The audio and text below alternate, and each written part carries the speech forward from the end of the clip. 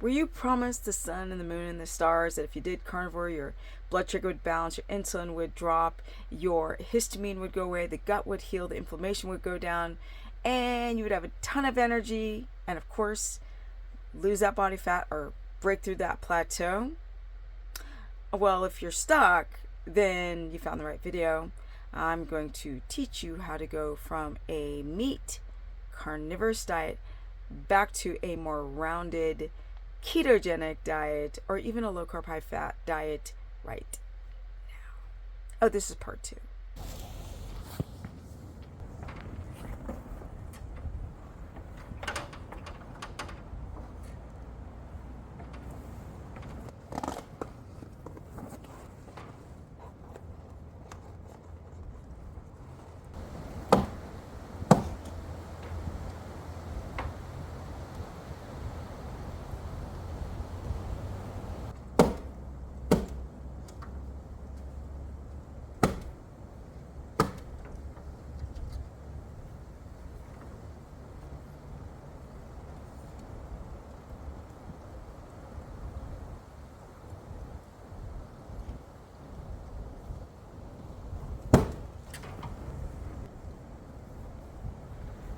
Welcome everyone to my humble life. It's 22 degrees outside. 2 days ago it was 75 degrees and I had to winterize everything, and I'm trying to stay warm in my camper as my house is being built. Now, let's get into the subject. This is part 2 of transitioning back to a more rounded ketogenic diet. I did a video. This is part 2. So part 1, I quickly went over a bunch of little details. I want to go more into how you prepare your life to transition.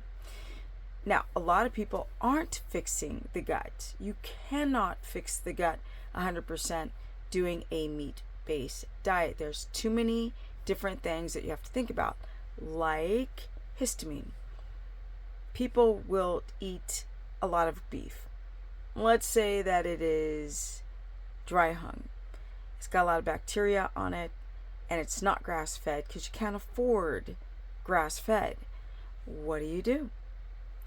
Well, stop priming and stuffing yourself with a bunch of meat that's making you feel sick, and start finding meats that are lower in histamine if you have a histamine problem or a mast cell activation problem. Let's talk about the fats. If you have histamine issues to butter, you might try ghee. But often if you can't tolerate butter, you can't tolerate ghee. Then we have lamb fat. Yes, the fat of a lamb is very low histamine. We also have suet, and we have leaf lard, which can be low histamine if it's a pastured pig. We also have very, very fresh, wet hung beef fat, trimmings, where you can blast. Storing your fats in the freezer, good idea. Letting it thaw overnight, very good idea if you have mast cell activation.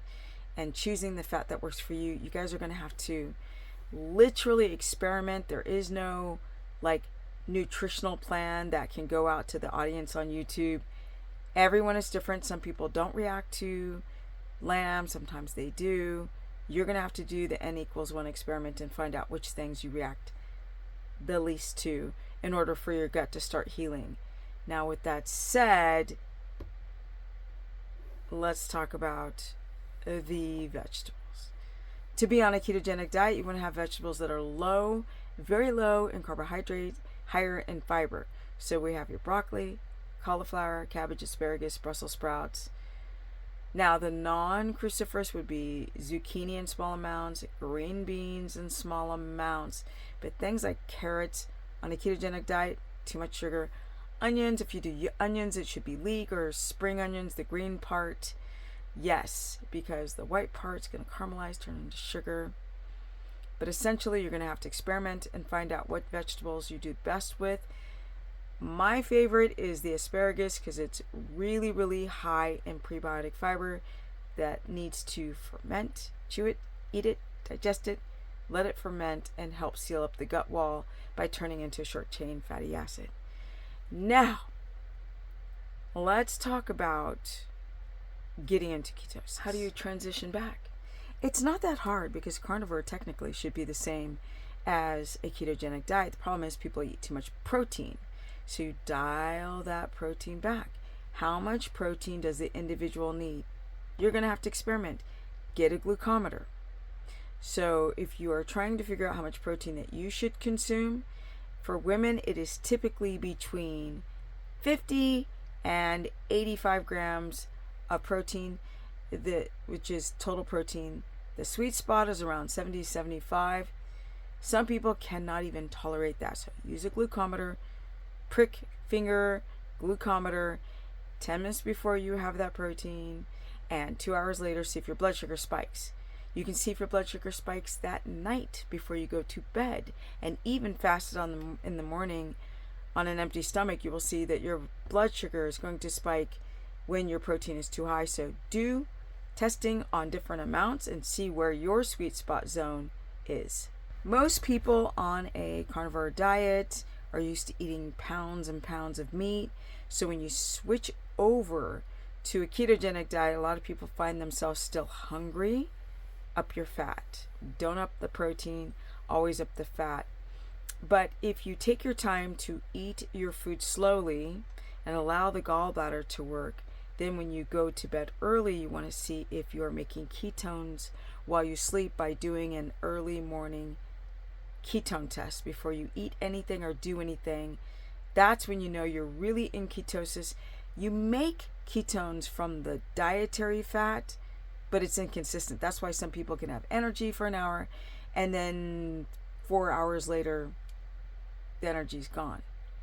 When you have consistent early morning ketones that are between a 1.8 to a 3.0 and your blood sugars are within range and you have energy, then you know that your body is starting to burn the body fat, or your body's starting to burn ketones, break down the fatty acids, and convert it into ketones.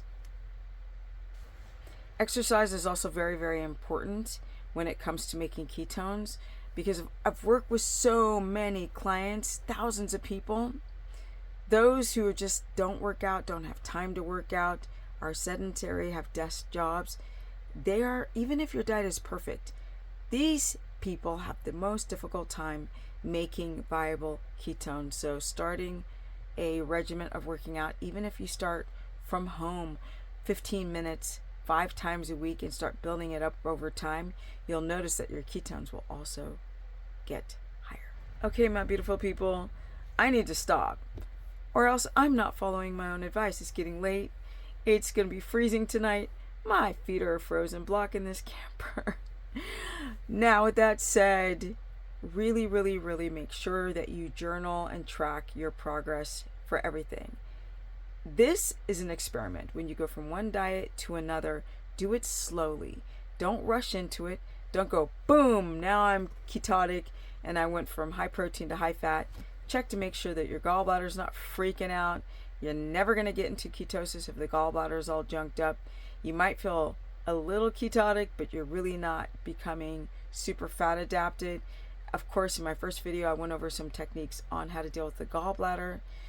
Your stress has to be down. You have to get sleep. You have to rotate your foods. And everything's a freaking experiment. When you're watching gurus and they're just like, eat a bunch of protein. No. Some people have issues with digestion and histamine of a bunch of protein. You can't get into ketosis. So up the fat. If you have problems with fat, do it slowly as you're working with your gallbladder. I could do a part 3, but my ass needs to go to bed. So comment below. Before I exit, when you're trying to go from carnivore to ketogenic diet, eat every freaking 3 hours to stabilize your blood sugar. Your body's not used to high fat, it's used to high protein. Small amounts throughout the day to regulate your blood sugar. Now, my Instagram is Stephanie Ketogenic.